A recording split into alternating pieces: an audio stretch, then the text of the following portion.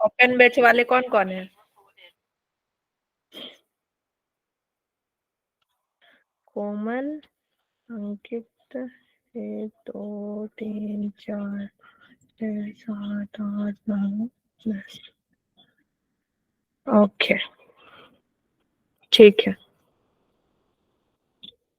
हिताशी open batch से है। ये उस दिन क्लास में नेहा भी थी ओपन बैच में, उसको नहीं पता है क्या? वो एडेड नहीं है क्या?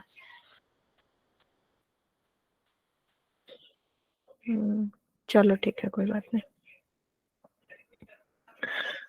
हाँ, बॉडी फ्लूइड एंड सर्कुलेशन हम स्टार्ट कर रहे हैं। सारे बच्चे रेडी हैं पढ़ने के लिए? इधर उधर ध्यान तो नहीं है आप लोगों का? No ma'am. मैम हमारा हाँ, तो बायोमोलिक्यूल्स चल रहा था।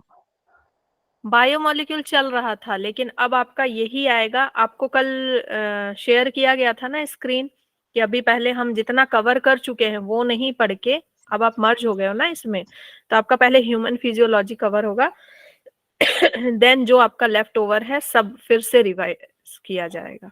ठीक है, ओके मैम। तो सबसे पहले ह्यूमन फिजियोलॉजी हम कवर करेंगे, क्योंकि इनका ह्यूमन फिजियोलॉजी ही चल रहा था, और ह्यूमन फिजियोलॉजी में ब्रीदिंग एक्सचेंज वाला हो चुका है पोर्शन। और human physiology total, human physiology से आपके कितने क्वेश्चन बन सकते हैं? 16 से 20 क्वेश्चन। तो अगर हम चैप्टर इतना डिलीट हुआ है तो 20 क्वेश्चन अगर हम लेते हैं, 20 क्वेश्चन का मतलब समझ रहे हो कितने मार्क्स का हो गया टोटल फिजियोलॉजी? 80 मार्क्स। ठीक है, 80 मार्क्स का हो गया बेटा। तो फिजियोलॉजी बहुत इंपॉर्टेंट है, और फिजियोलॉजी में ना कभी कभी क्या होता है कि किसी चैप्टर से एकदम फिक्स नहीं रहेगा, किसी चैप्टर से 3 4 दे दिया, किसी से 1 दे दिया, ऐसा भी कर देता है। लेकिन बॉडी फ्लूइड एंड सर्कुलेशन और ब्रीदिंग एक्सचेंज, ये सब ऐसे बड़े बड़े जो चैप्टर है ना, इससे 1 क्वेश्चन आने की तो गुंजाइश नहीं है, इससे अच्छे खासे क्वेश्चन बनते हैं। ठीक है, तो इससे आपका क्वेश्चन कितना बन सकता है? 4 क्वेश्चन। ओके, तो हाई वेटेज वाला चैप्टर है बेटा, इसको आप छोड़ के नहीं जा सकते। बॉडी फ्लूइड एंड सर्कुलेशन में हमको पूरे चैप्टर में पढ़ना क्या है और क्यों पढ़ें ये चैप्टर? देखो, बॉडी फ्लूइड एंड सर्कुलेशन आता है हमारा सर्कुलेटरी सिस्टम में। इससे पहले हम रेस्पिरेटरी सिस्टम पढ़ चुके हैं, अब हम क्या पढ़ रहे हैं? अपना सर्कुलेटरी सिस्टम, कि किस तरह से ब्लड हमारे बॉडी में फ्लो होता है। देखो, सिंपल सा सिस्टम ये है कि जैसे पानी आपके घर में, एक नल से साफ पानी आता है, वहीं दूसरी तरफ एक ड्रेनेज सिस्टम होता है जिससे आपका खराब पानी जाता है ना, टॉयलेट का पानी, फिर वॉशरूम का, फिर आपका बेसिन का, फिर है ना बर्तन वर्तन जहां धोते हो तो सारा खराब पानी जाता है। तो एक पाइप होती है जिसमें कि आपका कैसा है, खराब पानी है, और फिर वो साफ हो करके वापस आपके पास आता है साफ पानी एक पाइप से। तो वैसे ही हमारी बॉडी में 2 तरह की वेसल्स होती हैं, है ना? 2 तरह की वेसल है, कौन कौन सी हैं? Arteries and arteries and arteries and artery veins and है, वेन्स। मेन 2 है। तो आर्टरीज से आपको कैसा ऑक्सीजनेटेड ब्लड आएगा, और वेन से डीऑक्सीजनेटेड ब्लड, ठीक है, जाएगा, और फिर वो क्या होगा, हार्ट के पास आएगा, पंप होगा, लंग्स के पास जाएगा, ऑक्सीजनेटेड होके फिर पूरे बॉडी में जाएगा। एंड इसके अलावा हमारे पास एक लिम्फेटिक सिस्टम होता है। लिम्फेटिक सिस्टम कैसे काम करता है बेटा? जैसे बीच बीच में कोई नल वगैरह खराब होता है तो पानी चू चू करके एक जगह जम जाता है ना, तो वैसे ही हमारे इस पूरे सिस्टम में कैपिलरीज के आसपास ना कुछ ब्लड का पार्ट, प्लाज्मा वगैरह नीचे गिर जाता है, जिसमें हमारे सेल नहाते रहते हैं। तो उसको फिर क्लीन करके फिर से वापस किसमें भेजा जाता है? ब्लड में भेजा जाता है। ओके, तो ये है हमारा सर्कुलेटरी सिस्टम पूरा। तो body fluid and circulatory system में मेनली हमारे कौन कौन से 3 कंपोनेंट है, किसके किसके बारे में पढ़ना बेटा? ब्लड। कौन घूमेगा पूरे बॉडी में? ब्लड। ब्लड। ठीक है, किसमें घूमेगा? Ma'am artery and veins. Blood vessels में, ब्लड वेसल्स में घूमेगा। ठीक है, तो हम ब्लड को पढ़ेंगे, उसके एक एक कंपोनेंट को पढ़ेंगे कि ब्लड में क्या क्या है, कैसे चीजें घूम रही हैं। ब्लड वेसल के बारे में पढ़ेंगे, और ये ब्लड वेसल में किसकी मदद से घूम रहा है? ठीक है किसकी मदद से, कौन पंप कर रहा है? हार्ट। हार्ट। तो इसमें पूरा हम यही कवर करने वाले हैं। मैम ओके, तो ब्लड, हाँ, मैम ये लिम्फेटिक सिस्टम बता दो आप मेरे को।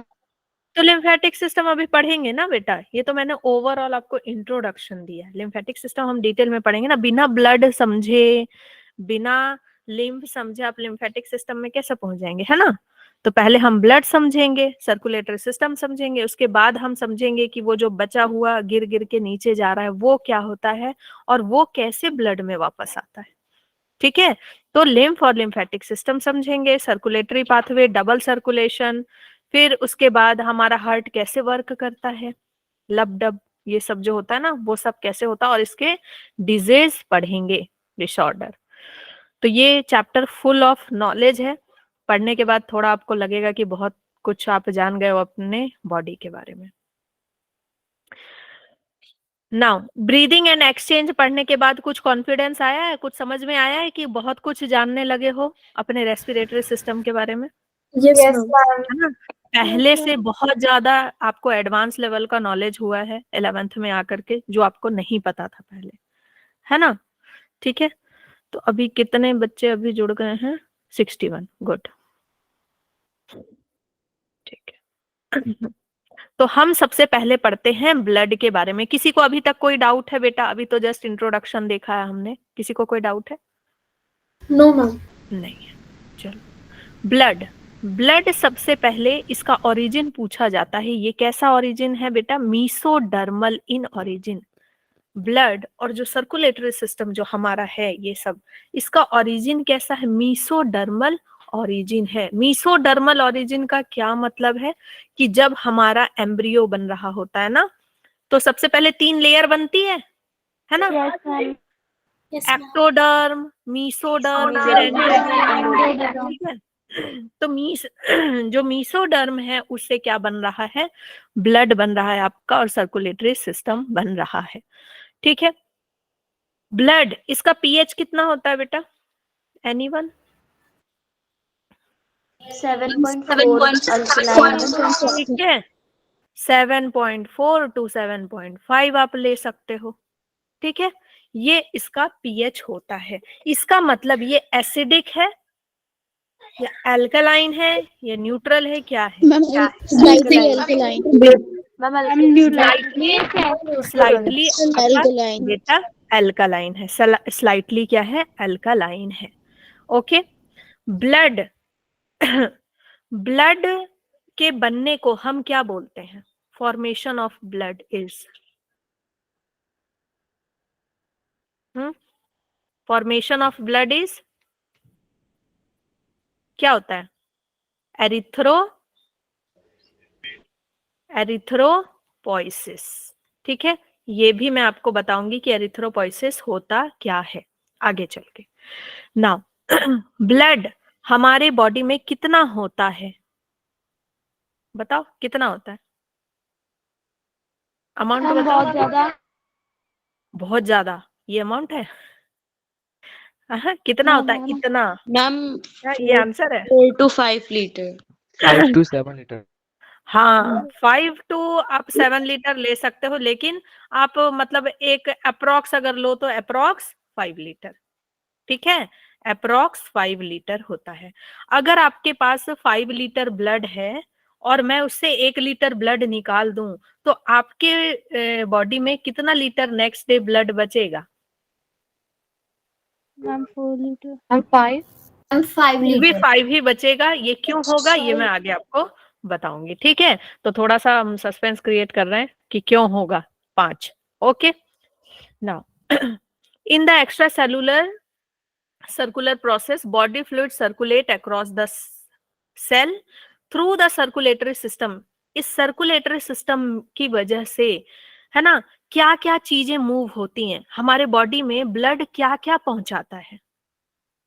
क्या सिर्फ ऑक्सीजन पहुंचाता है? नहीं, ब्लड क्या क्या पहुंचाता है बेटा? ब्लड में क्या क्या होते हैं? हॉर्मोन्स होते हैं, गैसेस होते हैं, न्यूट्रिएंट्स होते हैं, ठीक है, वेस्ट मटेरियल भी होते हैं। ये सारी चीजें हमारे ब्लड में होती हैं। ओके, ब्लड जो है मूव करता है सर्कुलेटरी सिस्टम में, और ये सर्कुलेटरी सिस्टम 2 तरह का होता है। Open circulatory system and close circulatory system. Open circulatory system किस में देखा जाता है? Ma'am cockroach. फ्रॉग में। तो उसको हम आर्थ्रोपोड्स बोल सकते हैं, एनिलिड्स, आर्थ्रोपोड्स बोल आर्थ्रोपोड्स एंड सकते हैं, एनिलिड्स। यस ठीक है। मैम। और Mollusca, Mollusca, ma'am. Yes ma'am. Mollusca बोल सकते हैं, है ना, बोल सकते हैं ना ओपन वाले में, ठीक है। और क्या और किस में होता है बेटा? Hemichordata, hemichordata. Yes ma'am. Hemichordata. बाकी सब में तो, बाकी जो उससे पहले वाले हैं उनके पास तो सर्कुलेटरी सिस्टम है ही नहीं, ठीक है, वो तो गरीब है बिल्कुल। क्लोज सर्कुलेटरी सिस्टम किसके पास होगा? Annelida, annelida, cephalopoda. ठीक है, एनालिडा। और आपका कौन हो गया? वर्टिब्रेटा, वर्टिब्रेटा, ठीक है। तो ये हो गए आपके क्लोज सर्कुलेटरी सिस्टम। एक आपका एक्सेप्शन आता है मोलस्का में। मोलस्का में पूछा जाता है कि ऐसा कौन है जो कि एक्सेप्शन है जिसके पास क्लोज सर्कुलेटरी सिस्टम होता है। एक्सेप्शन, उसके पास क्या है? क्लोज्ड सर्कुलेटरी सिस्टम है। किसी को पता है? बताओ, किसी को पता है? वो है सिफेलोपोड्स। कौन है? सिफेलोपोड्स हैं। इसमें कौन आ जाता है बेटा? ऑक्टोपस, ऑक्टोपस, स्क्विड्स, इनका कैसा है? क्लोज सर्कुलेटरी सिस्टम है। And this is very very important, ठीक है, ये बहुत इंपॉर्टेंट है। आपका जो भी एक्सेप्शन वाला होगा उससे क्वेश्चन तो बनता है। ओके, तो एनालिडा और वर्टिब्राटा में क्या होंगे? क्लोज सर्कुलेटरी सिस्टम होंगे। क्या ये बात सबको क्लियर है कि ओपन सर्कुलेटरी सिस्टम से क्या मतलब है? Yes ma'am. यस किसी को मैम। डाउट है तो पूछ लो। Yes ma'am. डाउट है? No ma'am. No ma'am. नहीं है ना, चलो गुड, ठीक है।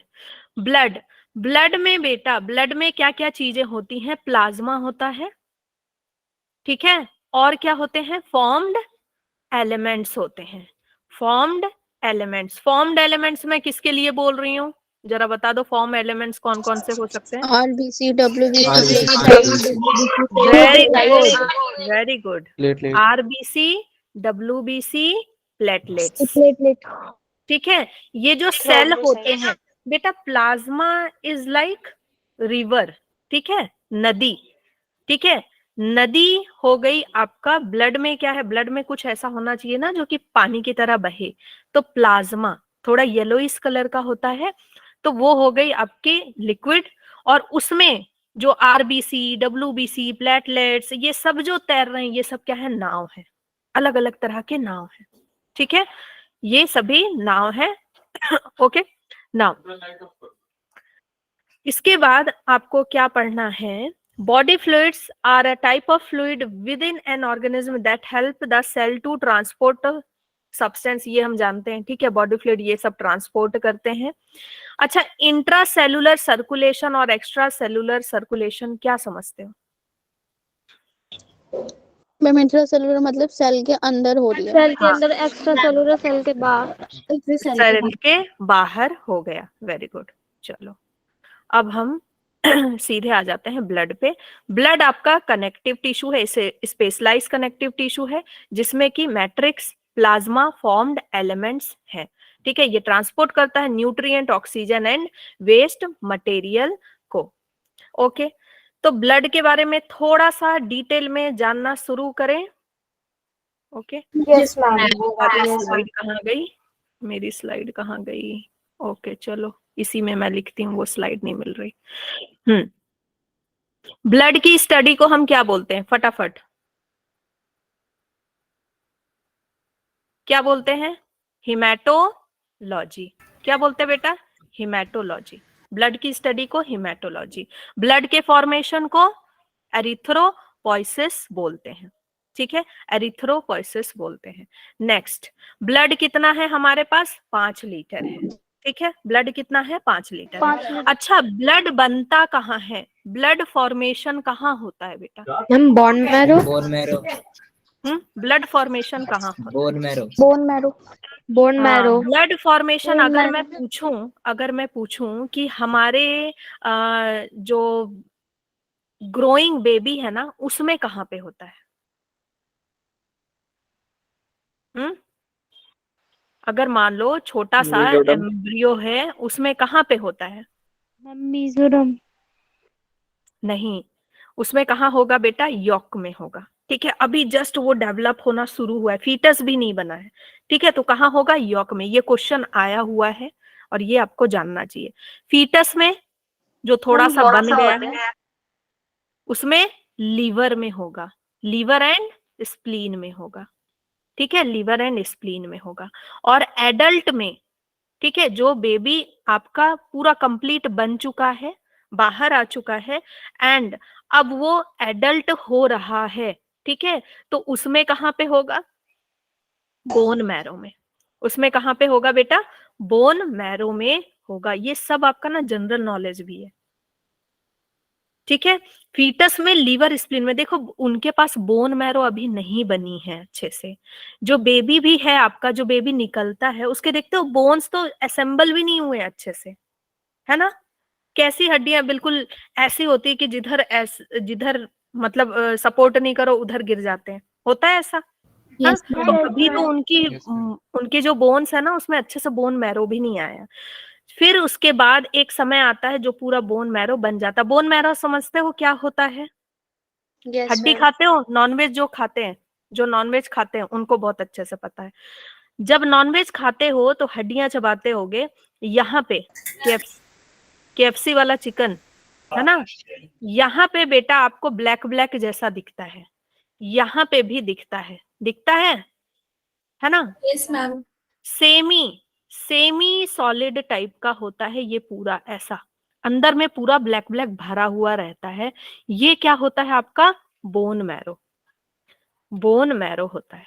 अब बोन मैरो में भी आपका जो आरबीसी है और डब्ल्यूबीसी है वो कहाँ पे बनता है? टिप पे। ठीक है, आरबीसी एंड डब्ल्यूबीसी कहाँ पे बनेगा? टिप पे बनेगा या यहाँ बनेगा। और बीच में क्या बनेगा बेटा? प्लेटलेट्स। बीच में क्या बनता है? प्लेटलेट्स बनते हैं। ठीक है, ओके। तो ये सारी चीजें आपके बोन मैरो में बनती, इसीलिए बोलते हैं ना कि बोन मैरो मतलब जो है ये खाना चाहिए, नॉनवेज जो है ना ये पार्ट खाना चाहिए अगर आप ब्लड बनाना चाहते हैं तो। ओके, नाउ ब्लड कितने दिन में डाई होता है? ब्लड का लाइफ स्पेन बता दो। 120 डेज। ठीक है, ब्लड का लाइफ स्पेन 120 डेज। ठीक है भाई, 120 डेज है। अब 120 दिन के बाद क्या हो जाएगा? मैम फॉर्मेशन होगा ना ब्लड का।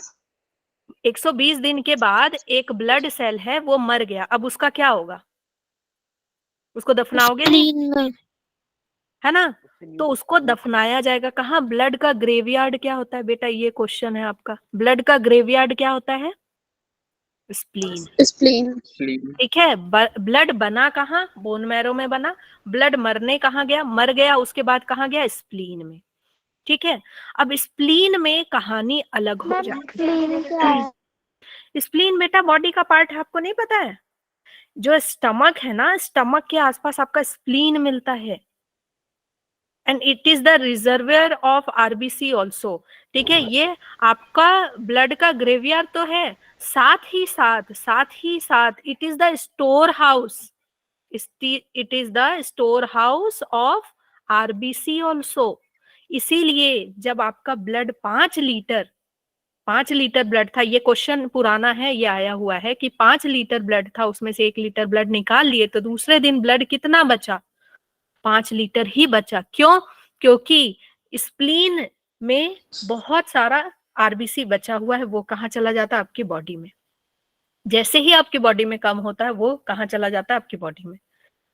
ओके, मम्मी ठीक है? फिर मैम का आरबीसी की क्वांटिटी है वो कम नहीं हो जाती? नहीं, नहीं कम होती है। ठीक है, वो आरबीसी में बेटा, स्प्लीन ना एक्स्ट्रा आरबीसी को स्टोर करके रखता है, एक्स्ट्रा आरबीसी को स्टोर करके रखता है। स्प्लीन कैसा है समझ गए? शमशान घाट जैसा। ठीक है, शमशान घाट जैसा। शमशान घाट में डेड बॉडीज आती हैं, तो समझ लो आरबीसी की डेड बॉडी आ गई। और शमशान घाट में अघोरीज भी रहते हैं ना, बहुत सारे जिंदा लोग भी तो रहते हैं, रहते हैं कि नहीं? यस हाँ? मैम। ठीक है, तो जब जिंदा लोगों की समाज में कमी होगी तो यहाँ से भेज दिया जाएगा घोरीस को, जाओ, हाँ यहाँ क्या बैठे हो, ठीक है, समझ गए। तो यहाँ पे आरबीसी, कुछ जिंदा आरबीसी भी रहते हैं और मरे हुए आरबीसी भी आते हैं। मैम हाँ, मैम तो फिर स्प्लीन में कितना ब्लड स्टोर हो सकता है? ब्लड स्टोर नहीं होता वहां पे, आरबीसीज आपके स्टोर होते हैं, ठीक है, और फिर यही आरबीसी मिल मिल करके क्या बनाता है, आपका ब्लड फॉर्मेशन हो जाता है, ठीक है। जब मैम आप, लेकिन जब डेंगू होता है उस टाइम पे हमारी आरबीसी मतलब प्लेटलेट्स जब डाउन जाती हैं तब वो स्टोरेज कम हो जाती है। जब आपका प्लेटलेट कम होता है बेटा, तो स्टोरेज से उसका क्या लेना देना है, आरबीसी से। ये सिर्फ आपका क्या कर रहा है, आरबीसी को स्टोर कर रहा है, ना कि प्लेटलेट वगैरह को स्टोर कर रहा है, ठीक है। मैं क्या बोल रही हूँ कि ये क्या कर रहा है, आरबीसी को स्टोर कर रहा है, ठीक है। ये किसको स्टोर करके रख रहा है, आरबीसी को स्टोर कर रहा है। और मैम प्लेटलेट, कितने मैक्सिमम आरबीसी स्टोर कर लेते हैं? ये नहीं पता कितना स्टोर करता है, ये नहीं पता, इतना अमाउंट मुझे नहीं पता है, ठीक है। ये आप लोग गूगल कर सकते हो, इतना आपका दिया भी नहीं है कहीं, ठीक है। तो इस पे कभी मेरा ध्यान भी नहीं गया।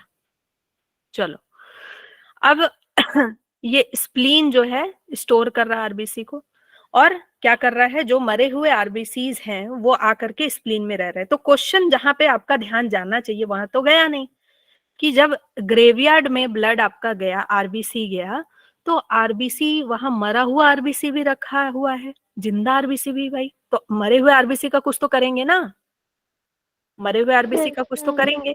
तो बेटा ये क्या करता है, इसके अंदर ना मैक्रोफेजेस होते हैं, मैक्रोफेजेस होते हैं जो उसके सेल पार्ट को, ऊपर ऊपर सेल पार्ट को खा लेते हैं। और आपके आरबीसी के अंदर क्या होता है, आरबीसी के अंदर क्या होता है, हीमोग्लोबिन होता है, आयरन, हीम पार्ट, हीमोग्लोबिन किससे मिलकर बना, हीम पार्ट और आयरन से, हीम पार्ट और आयरन से। ये कहाँ चला जाता है, लीवर में, और लीवर क्या करता है, इसको रिसाइकल करता है, फिर से आपकी बॉडी को वापस देता है। क्यों देता है, क्योंकि भाई उसको पता है बहुत मुश्किल से आपने खजूर खाया है, बहुत मुश्किल से अनार, कितनी महंगी चीज, महंगी होती है ना ये सब आयरन वाली चीजें। आयरन जल्दी टूटता भी नहीं है आपकी बॉडी में, उसको विटामिन सी चाहिए टूटने के लिए, ठीक है, तो जल्दी टूटता भी नहीं है। तो ये क्या करता है, लीवर में भेज देता है सबको, ओके। फिर नेक्स्ट क्वेश्चन आता है, ब्लड का आकार कैसा होता है, ब्लड का शेप कैसा होता है, सॉरी ब्लड का शेप बोल रही हूँ, आरबीसी का, आरबीसी का आपका शेप कैसा होता है, बताओ। Ma'am disc like. ठीक है ना, आपका बेटा ये डिस्क लाइक होता है, एल्पेनलीबेन जैसा होता है, लेकिन किसी किसी में ना आरबीसी आपका कैसा हो जाता है, एक्सेप्शन हम पढ़ रहे हैं, ठीक है। कैमल और लांबा से क्वेश्चन आता है, कैमल और लांबा का कैसा होता है बेटा, ओवल, ठीक है, कैमल और लांबा का कैसा होता है, ओवल होता है, ठीक है, कैमल और लांबा का कैसा होता है, ओवल होता है, ओके। ब्लड, ब्लड के बनने को हम क्या बोल रहे हैं, एरिथ्रोपोइसिस बोलते हैं, ठीक है। चलो मैं अब आप लोगों को थोड़ा सा बता देती हूँ, क्या मैं बता दूं कैसे लीवर में जाता है और क्या होता है, ठीक है।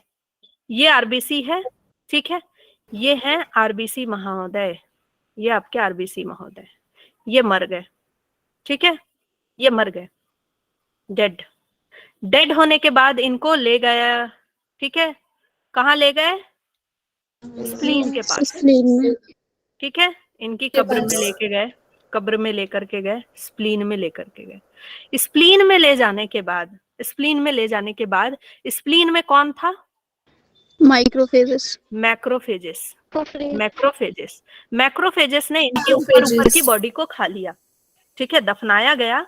तो देखते हो दफनाने के बाद ऊपर ऊपर का बॉडी स्केलेटन बच जाता है ना। ठीक है, तो मैक्रोफेजेस ने क्या किया, सेल पार्ट को ईट कर लिया, सेल पार्ट को क्या कर लिया, ईट कर लिया, स्वादिष्ट लगा उसको, बाकी को क्या किया, फेंक गया, है बेकार, है ना, बेकार है, बाकी को फेंक दिया, किसको फेंक दिया, किसको थूक दिया, थ्रो कर दिया, किसको, हीमोग्लोबिन पार्ट को, ठीक है, हीमोग्लोबिन पार्ट को। और हीमोग्लोबिन में क्या होता है बेटा, हीम पार्ट होता है, हीम पिगमेंट होता है, और क्या होता है, आयरन, ठीक है। ये दोनों कहाँ गए, इसको थूक दिया, अब इन दोनों को किसने देख लिया, लीवर ने। किसने देखा बेटा? लीवर ने। लीवर बोला बताओ इतनी काम की चीज को फेंक दिया है, ले लिया लीवर ने। अब लीवर इसको लेकर के क्या करेगा? लीवर इसको लेकर के क्या करेगा बताओ? रिसाइकल। है ना? लीवर इसको लेकर के बेटा इसको क्या कर रहा है? रिसाइकल। ठीक है, इसको रिसाइकल करेगा। रिसाइकल करने के बाद ये क्या करेगा कि हीमोग्लोबिन के ग्लोबिन पार्ट को किसमें भेज देगा? ब्लड में। जा भाई, है ना, क्योंकि वो प्रोटीन है, जाओ काम करो अपना, कहीं और नया हीमोग्लोबिन बनाओ। और फिर आयरन पार्ट को भी किसमें भेज देगा? ब्लड में। बहुत मुश्किल से खाया है बंदे ने। और लास्ट में क्या बच गया बेटा? आपका क्या बच गया? Heme pigment. और ये जो हीम पिगमेंट होता है ना, पिगमेंट जो होता है, जो रेड कलर पहले ब्लड को दे रहा था, अब ये इतना टूट जाने के बाद, आयरन से अलग हो जाने के बाद, ये क्या कलर देने लगता है? येलो। ये क्या बन जाता है? किसमें कन्वर्ट हो जाता है? बिलीरुबिन। और यही बिलीरुबिन आपके यूरोक्रोम में कन्वर्ट होता है। और किसको येलो कलर देता है? यूरिन को। यूरिन को येलो कलर देता है। देखो इतनी कहानी मैंने बता दी, आपकी बुक में है नहीं ये सब कहानी। हीम पिगमेंट रेड कलर देता है। ठीक है, हीम पिगमेंट बेटा बिलीरुबिन में कन्वर्ट हो जाता है। बिलीरुबिन कैसा होता है? येलो कलर का। आपको पता है कभी अगर जॉन्डिस होता है, तो उसमें बिलीरुबिन बढ़ जाता है। बिलीरुबिन बढ़ जाता है आपकी बॉडी में, पूरा बॉडी येलो येलो होने लगता है। ठीक है, पूरा बॉडी येलो येलो होने लगता है। क्यों? क्योंकि जो आपका आरबीसी मर रहा है ना, लीवर खराब हो गया, अब वो उसको कन्वर्ट नहीं कर पा रहा है। समझ गए? और बिलीरुबिन क्या हो रहा है? बढ़ते जा रहा है आपकी बॉडी में। ओके, बिलीरुबिन जो है, जो यूरोक्रोम में बदलता है, यूरिन से निकलता है, वो क्या हो रहा है? बढ़ते जा रहा है। अब क्या है? ये हीम पिगमेंट बिलीरुबिन और किसमें कन्वर्ट होता है? बिलीवर्डिन। बिलीवर्डिन। और ये बिलीवर्डिन पता है क्या करता है? आपके स्टूल को ब्राउन कलर देता है। स्टूल समझते हो? बैठने वाला नहीं, यस मैम। बैठ के करने वाला। समझ गए? बैठ के करने वाला है स्टूल, मतलब पॉटी, है ना, पॉटी। तो बैठ के करने वाला। तो ये यूरिन और स्टूल दोनों को कलर देता है। इतनी कहानी होती है और इतना सब कुछ होता है आरबीसी के मरने पे। समझ गए? तो ये थी मरने की कहानी। अब आरबीसी मर गया, अब ये आरबीसी है नया नया बन रहा है। ठीक है, ये जो आरबीसी महाशय हैं ये बन रहे हैं, खुश हैं ये। ठीक है, खुश हैं क्योंकि आज ये बने हैं। तो बनने को क्या बोलते हैं बेटा? फॉर्मेशन को क्या बोलते हैं? एरिथ्रोपोइसिस। ठीक है, एरिथ्रोपोइसिस बोलते हैं। ये कहाँ होता है? बोन मैरो में होता है। अब अच्छा एक क्वेश्चन कि बोन मैरो में भाई लिमिटेड अमाउंट में ही आरबीसी क्यों बनता है? क्यों आरबीसी बनता जाए, किसी में कम बनने लगता है, किसी में बहुत बन रहा है, क्यों ऐसा क्यों होता है? और जिसमें बनता भी है एक हेल्दी पर्सन में लिमिटेड अमाउंट में ही क्यों बनता है? कोई तो होगा जो देख रहा होगा ये सब। कौन देखता है बेटा इसको? कौन देखता है इसको? Regulated by kidney. कौन? किडनी। ठीक है, रेगुलेटेड बाई किडनी। किडनी ये काम करता है। तो जिसका किडनी खराब हो जाता है ना, उसमें आरबीसी का फॉर्मेशन भी बिगड़ जाता है, या तो बहुत ज्यादा या तो बहुत कम। जनरली देखा जाता है उनमें फिर आरबीसी बनना बंद हो जाता है। कितना भी आरबीसी डालते रहो वो बन ही नहीं पाता अच्छे से। ठीक है, ब्लड डालते रहो, उनमें जितना डलाया है बस उतना ही है, नया नहीं बन पाता। समझ गए? तो किडनी इसको रेगुलेट करता है। क्यों? कैसे रेगुलेट करता है? किडनी में एरिथ्रोपोइटिन नाम का हार्मोन रिलीज होता है। एरिथ्रोपोइटिन नाम का हार्मोन रिलीज होता है। अब क्या किडनी के पास आवाज है क्या? हाँ सुनो बोन मैरो, इतना ही आरबीसी बनाना, बोल सकता है क्या किडनी? आवाज आती है अंदर से? नहीं। तो भाई वो क्या करेगा, सिग्नल भेजेगा ना, सिग्नल भेजेगा। तो सिग्नल किसके थ्रू भेजेगा? एरिथ्रोपोइटिन हार्मोन निकालेगा। ये एरिथ्रोपोइटिन जाएगा, ठीक है, बोन मैरो के पास। जब तक ये रिलीज होगा, ये क्या बताएगा भाई, बनाते रहो आरबीसी। जैसे ही ये निकलना बंद हुआ, मतलब वो समझ जाएगा बोन मैरो के आरबीसी नहीं बनाना है। समझ गए? Yes ma'am. ठीक है, क्लियर इतनी बात? बनने की और मरने की कहानी पता चल तो गई। मैम अगर हम ये यस मैम। जो किडनी जो हार्मोन सिक्रीट करती है, अगर हमें वैसे दवाई की तरफ से या फिर वैसे अगर हम ह्यूमन बॉडी के अंदर डाल दे तो फिर आरबीसी बहुत ज्यादा दिक्कत है बेटा, बहुत दिक्कत है, मिलते नहीं है जल्दी ये हार्मोन, ठीक है। इंसुलिन वगैरह तो बन गया है, सारे हार्मोन नहीं मिलते हैं, ठीक है। हाँ, तो इतनी बात हमने समझ ली। और क्या बताना है इसमें? मैम हाँ मैम एक बार डेड वाला स्टोरी जो है वो एक बार और शॉर्ट में समझा सकते हो? हाँ, बता दे रही हूँ। देखो, आरबीसी डेड हुआ, डेड होने के बाद स्प्लीन में गया, ठीक है। अब आरबीसी में बेटा, ये आपका आरबीसी है एल्पेनलीबेन टाइप का, तो इसका सेल वाला पार्ट को इसने खा लिया, है ना। बाद अंदर क्या बच गया? हीमोग्लोबिन बच गया। हीमोग्लोबिन को वो नहीं खा पाया, ठीक है, हीमोग्लोबिन को नहीं खा पाया, फेंक दिया। हाँ, फेंक दिया उसने। अब उसने फेंक दिया तो फिर लीवर ने देखा भाई इतनी कीमती चीज फेंक दी है इसने, बंदे ने कितने मुश्किल से खाया था अनार वगैरह।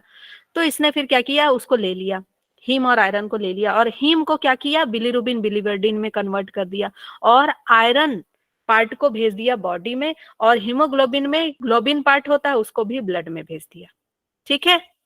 ओके, यस तो मैम। इस तरह से ये काम करता है आपका। ओके, हाँ।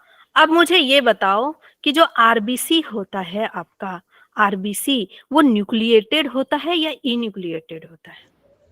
न्यूक्लिएटेड होता है, इन्यूक्लिएटेड होता है। पता है क्यों? क्यों क्यों क्यों? सरफेस एरिया के लिए ना, देखो बेटा, आरबीसी जो है ना, जब छोटा होता है, जब नया नया पैदा हुआ होता है, तो वो न्यूक्लिएटेड होता है। और जैसे ही ये बड़ा होता है, तो ये अपने न्यूक्लियस को थूक देता है ना, ठीक है, या बोलो सेक्रीफाइस कर देता है। और सिर्फ न्यूक्लियस को ही नहीं, मैच्योर आरबीसी जो है आपका बेटा, जो मैच्योर आरबीसी लैक, क्या क्या लैक करता है इसमें? न्यूक्लियस नहीं होगा, ठीक है, इसमें गोल्गी एपरेटस नहीं होंगे, और इसमें माइटोकॉन्ड्रिया नहीं होंगे। कितनी अजीब बात है कि इसके पास माइटोकॉन्ड्रिया नहीं है। जो खुद सबको ऑक्सीजन देता है, वो खुद एनारोबिकली रेस्पायर करता है बेटा, एनारोबिकली। कितनी यूनिक चीज आज आपको पता चल रही है ना, ठीक है। ये कहानी आपको नहीं लगी ना? तो एनारोबिकली रेस्पायर करता है, जो खुद सबको, बोलते हैं ना कि चिराग तले अंधेरा, जो खुद सबको मतलब ज्ञान बांट रहा है या खुद सबको रोशनी दे रहा है, उसी के घर में रोशनी नहीं। समझ गए? तो एनारोबिकली रेस्पायर ये करता है, ये सबको ये वो कर देता है, थूक देता है, ठीक है, स्पिट आउट कर देता है। क्यों क्यों क्यों? वाई? क्योंकि मैम इसे ट्रांसपोर्ट करना होता है। टू कैरी, नो, ट्रांसपोर्ट नहीं, इसका सही आंसर होगा to carry 270 to 280 millions haemoglobin. इतने हीमोग्लोबिन को इसको कैरी करना है, ठीक है। और एक एक हीमोग्लोबिन कितने ऑक्सीजन को कैरी करते हैं बेटा, बता दो? 4 को, है ना। तो इतने सारे हीमोग्लोबिन और इतने ऑक्सीजन को इसको कैरी करना है, समझ गए? तो इसको स्पेस तो बनाना पड़ेगा ना। तो ये न्यूक्लियस, गोल्गी एपरेटस, माइटोकॉन्ड्रिया सबका सेक्रीफाइस कर देता है, बोलता है ठीक है, मुझे भाई समाज सेवा करनी है, तो मुझे इन सब का त्याग करना पड़ेगा। समझ गए? तो हमारी जो आरबीसी होती है इन्यूक्लिएटेड होती है कब? मैच्योर होने पे, पहले नहीं। इसीलिए आरबीसी को हम रेड ब्लड सेल नहीं बोलते हैं। क्या बोलते हैं? It is not cell, it is red blood corpuscles, corpuscles. बेटा इसको सेल नहीं बोला जाता है, क्योंकि सेल होने के लिए क्या होना चाहिए? न्यूक्लियस होना चाहिए, माइटोकॉन्ड्रिया होना चाहिए, और ये सब तो इसके पास नहीं है। ठीक है, तो ये क्या कहलाता है? रेड ब्लड कॉर्पस्कल्स कहलाता है। ठीक है, अच्छा एक्सेप्शन बताओ, किसके आरबीसी न्यूक्लिएटेड होते हैं? मैम फ्रॉग और लामा। हाँ, एक्सेप्शन। ठीक है, आरबीसी किसके न्यूक्लिएटेड होंगे? न्यूक्लिएटेड होंगे frog and llama, frog and llama. ठीक है, क्लियर? मैम कैमल भी होता है? Frog and llama, frog and llama होता है ओनली। ठीक है, तो ये आपका हो गया ब्लड का कॉम्पोजिशन। हमने ऑलरेडी पढ़ लिया कि प्लाज्मा होते हैं ब्लड में। ठीक है, फॉर्म्ड एलिमेंट होते हैं। प्लाज्मा सबसे ज्यादा होगा 55%, और प्लाज्मा में भी ज्यादातर क्या होता है बेटा? क्या वाटर, होता है? 90% water. Water, organic substances, organic, ठीक है, अमीनो एसिड वगैरह, और inorganic, inorganic substances, inorganic substances. Inorganic substances में क्या आ जाएगा? मैग्नीशियम, कैल्शियम, पोटेशियम, ये सब आ जाएंगे। ठीक है, फॉर्म्ड एलिमेंट, फॉर्म्ड एलिमेंट 45% होता है, तो टोटल 100% हुआ, 55% प्लाज्मा। ठीक है, यस मैम। और फॉर्म्ड एलिमेंट में आरबीसी को हम बोलते हैं एरिथ्रोसाइट्स, डब्ल्यूबीसी को ल्यूकोसाइट्स, और प्लेटलेट को क्या बोलते हैं? थ्रोम्बोसाइट। वेरी गुड, प्लेटलेट को क्या बोलते हैं? Thrombocyte, thrombocytes.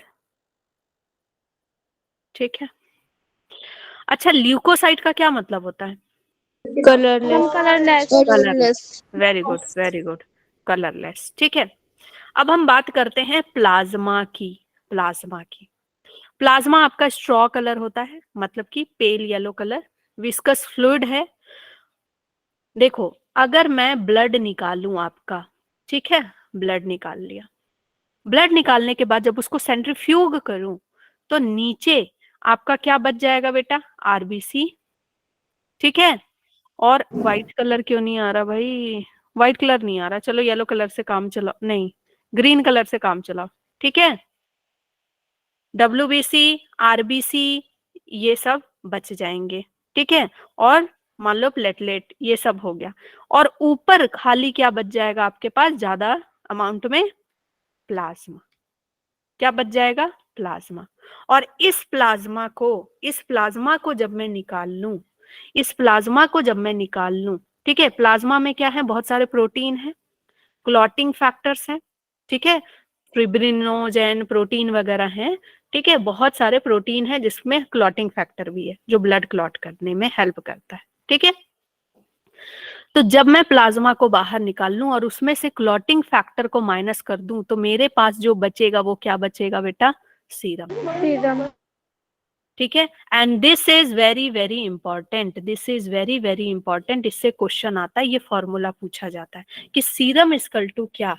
Plasma minus globulin, plasma minus albumin, plasma minus clotting factor, plasma minus RBC, ऐसे पूछेगा। तो प्लाज्मा माइनस क्लॉटिंग फैक्टर आपको याद रखना है। ठीक है, सीरम। ओके, तो आपका प्लाज्मा में क्या कितने अमाउंट में होता है ये भी आपको पता रखना है। और प्लाज्मा में प्रोटीन कौन कौन से होते हैं, इस पे क्वेश्चन आता है, दिस इज वेरी इंपॉर्टेंट। कौन कौन से प्रोटीन होते हैं?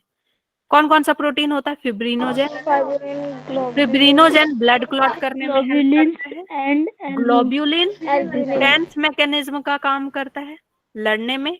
और एल्बुमिन ऑस्मोटिक बैलेंस बनाने में काम करता है। ऑस्मोटिक बैलेंस समझते हो? ऑस्मोटिक बैलेंस समझते हो? यस। है ना, सॉल्ट वगैरह को मेंटेन करना आपकी बॉडी में। जब जब बहुत सारा कैपिलरी के थ्रू ना बेटा, के कैपिलरी में बहुत सारे छेद होते हैं, और उसके थ्रू जब प्लाज्मा नीचे गिर जाता है ना, सेल में नीचे गिर जाता है, जिसको हम लिम्फ बोलते हैं, तो प्लाज्मा नीचे गिरता है तो बहुत सारा क्या गिर गया? आपका सॉल्ट वगैरह सब कुछ गिरने लगता है। तो ऊपर आपके बॉडी में कमी नहीं हो जाएगी? नीचे सेल में गिर जाएगा तो ब्लड में कमी हो जाएगी ना, फिर ब्लड फ्लो तो धीरे हो जाएगा आपका, समझ गए। तो उसको मेंटेन करने के लिए एल्बुमिन होता है, एल्बुमिन चेक करते रहता है कि ज्यादा अमाउंट में नीचे ना जाए चीजें, ठीक है। तो ऑस्मोटिक बैलेंस बनाता है, ये ज्यादा अमाउंट में होता है, हाई क्वांटिटी में होता है। इससे क्वेश्चन आता है कि इन तीनों में से कौन हाई क्वांटिटी में होता है, तो एल्बुमिन। और कम में कौन होता है, लो क्वांटिटी में, लो क्वांटिटी में कौन होता है, फिब्रिनोजेन होता है, ठीक है। फिब्रिनोजेन की क्या जरूरत है आपको, हाँ डेली मार पीट करके आते हो क्या, पीट के आते हो डेली सर फोड़वा के, हाँ डेली खून की गंगा बहती है नहीं ना, तो ब्लड क्लॉट की तो जरूरत है नहीं, डेली डेली घुटने फोड़ के तो आते नहीं हो, ठीक है। तो डेली जरूरत है नहीं, तो इसलिए फिब्रिनोजेन कम होता है, ठीक है। ओके, मैम लेकिन जो लड़ाई करते हैं उनका क्या? तो वो भी डेली नहीं पिटा के आते हैं, पीट के भी आते हैं। डेली भी जो लड़ते हैं ना, वो डेली पिटा के नहीं आते बेटा, डेली पिटाएंगे तो फिर उठ नहीं पाएंगे, उठ ही जाएंगे, जल्दी उठ जाएंगे। मिनरल्स, मिनरल्स देखो बोलते हैं ना कि जो डर गया वो मर गया, और जो नहीं डरा वो एक दिन पहले मरा। तो कभी कभी थोड़ा सा डरना भी चाहिए, नहीं डरो एक दिन पहले, है ना, ज्यादा नहीं लड़ाई करना है। मिनरल्स कितने हो, कौन कौन से होते हैं, ये आपको ये आता है, इसका सीक्वेंस, ठीक है, इसका सीक्वेंस आता है। अब इसकी ट्रिक मैं नहीं दे रही हूं, कैसे याद करना है, सीक्वेंस खुद याद करो। सबसे ज्यादा आपका क्लोरीन। क्लोरीन है, क्लोराइड शिफ्ट पढ़ा था, क्लोराइड शिफ्ट पढ़ा था ना ब्रीदिंग में, क्लोरीन है, फिर सोडियम है, फिर पोटेशियम है, कैल्शियम है, मैग्नीशियम है, ठीक है। तो ये सारी चीजें आपके ब्लड में मिलती हैं, और इन सब चीजों की ब्लड में जरूरत है, ओके।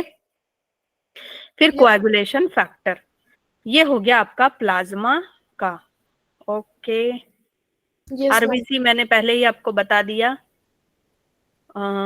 आरबीसी का काउंट देख लो, आरबीसी का काउंट 50 to 55 लाख पर millimetre cube of blood in adult human.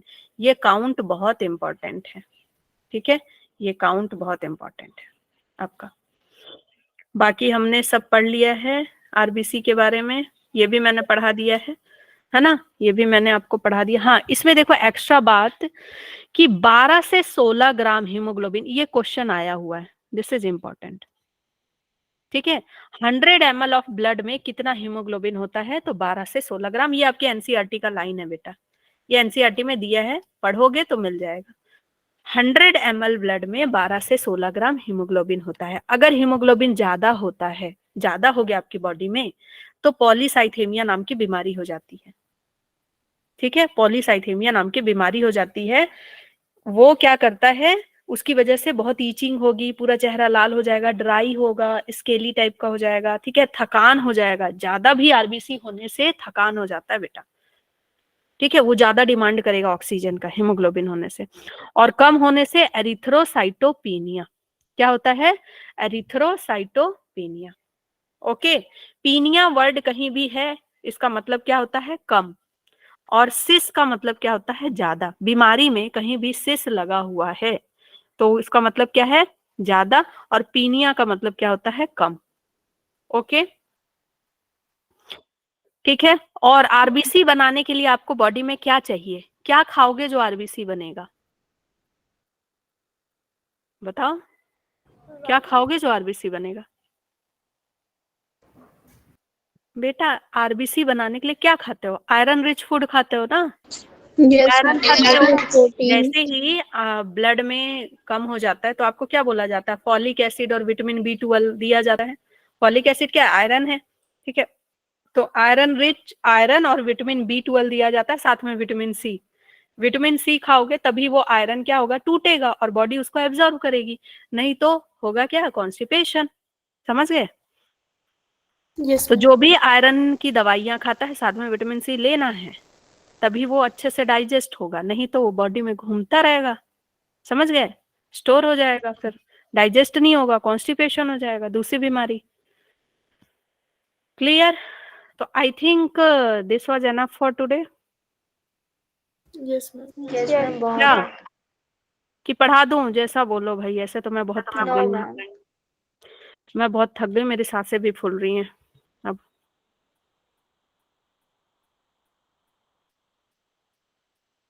है ना, आज हमने काफी पढ़ लिया।